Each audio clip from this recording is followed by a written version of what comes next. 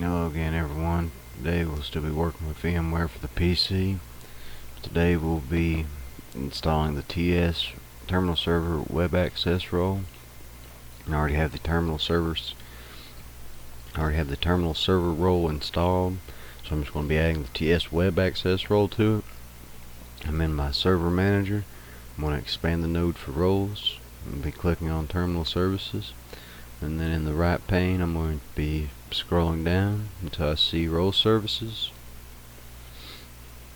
and then out beside that I'm going to be clicking add role services. And then the first screen you get here is just where you select the roles you want to install. You can see I already have the terminal server installed. I'm going to go ahead and check the box for TS web access, and we get a pop-up saying that there are additional roles required for the TS web access, and you can see on the left side what roles it's going to be installing as well. Go ahead and click to add required role services, and I'll go ahead and click next. And the next page you get is just an introduction to the web server IIS feature. This is what lets you be able to make websites and stuff like that. We'll go ahead and click next. And the next screen you get is the role services that you want to add to your IIS web server. You got different options like security. You can add in the different types of authentication. I'm just going to leave the default settings. Go ahead and click next. Next screen we get is just confirmation. You see that we have two information items below. The first one just tells us that the server might need to be restarted after the installation completes, and the next one just tells us that gives us a link where we can find out more about the Windows System Resource Manager. Go ahead and click install. Installation's complete now, and you can see that I only have one warning message. It just tells me that the automatic update is not enabled, and you can see that the terminal services, web server IIS, and the Windows Process Activation Service were successfully installed. Alright, I'm on my partner server.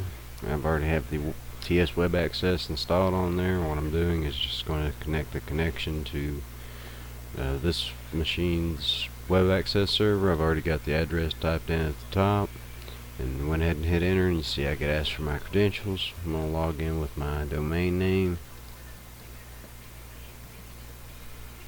It's let us on. We get we got option for the remote app programs, but we have none set up yet, and then the remote desktop.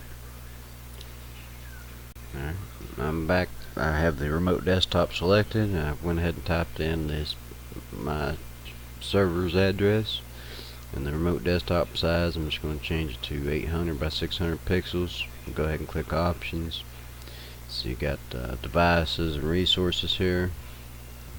I'm going to leave the devices and resources the way they are, and underneath additional options, underneath the drop down box for remote computer sound, I'm just going to click do not play.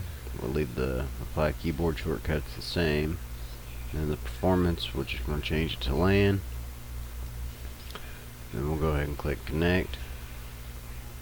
See, we get a warning here telling us that a website wants to start a remote connection. It's from an unknown publisher. Just go ahead and click connect. You see we get asked for our credentials. Just go ahead and log in with my domain name, and now it's connecting us. Alright, you can see it's let us on. I had to change, instead of connecting to my O2 machine, I went ahead and changed the address to connect to our O1 server. And you can see up here at the top, TS portal gives us a number, and server1.contoso.com /remote desktop. Go ahead and I'm just going to go ahead and close this out.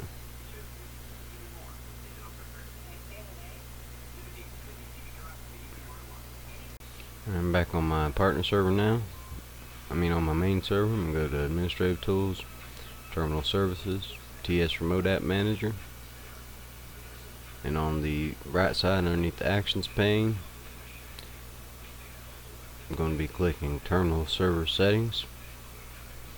And then the only thing that I changed in here is underneath the terminal server node, I checked the box to show a remote desktop connection to this terminal server and TS web access underneath remote desktop access.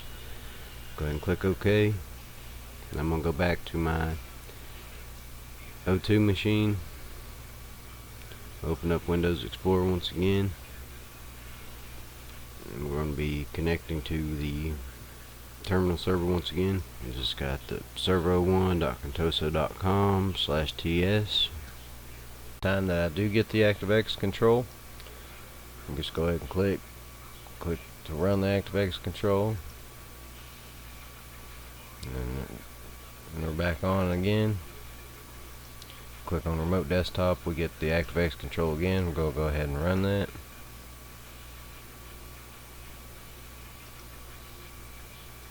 And you can see now that we have a remote app program now. Go ahead and double click that. And you see here that now it gives us some more options to what to allow the computer to access, even though we got the same warning saying that website wants to start a remote connection. I'm just going to leave all of that the same. Go ahead and type in my credentials.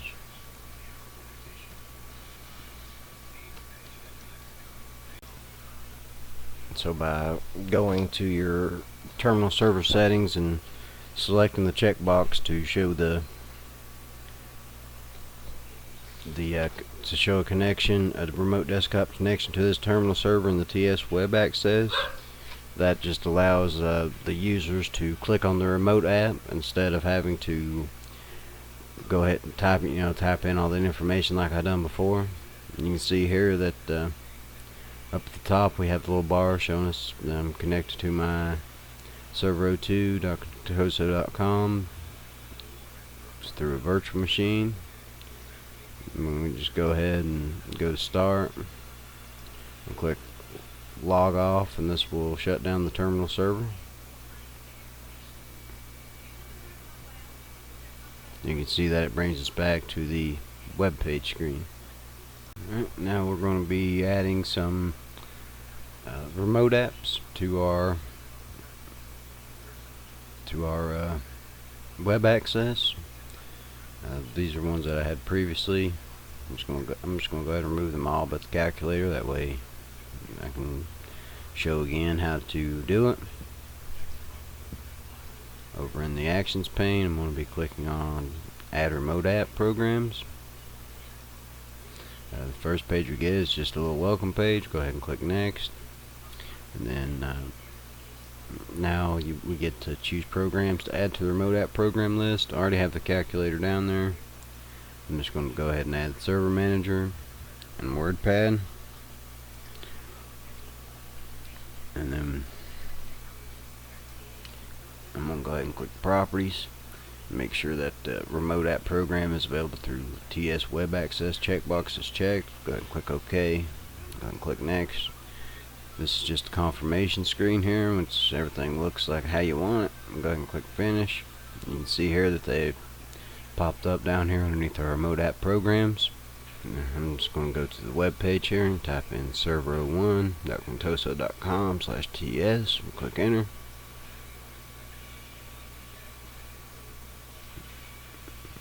Get asked for my credentials once again.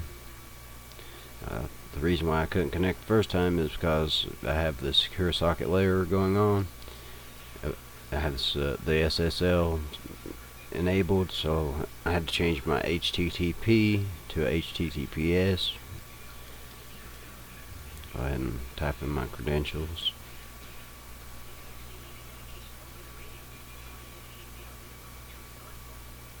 And now you can see here that we still have the remote desktop, and we also have the other programs that we allowed underneath the remote app programs. I have that clicked here. I'm just going to go ahead and load up, double click the WordPad one. You can see here we get the website wants to start a remote connection warning. Go ahead and click connect. We get asked for our credentials once again.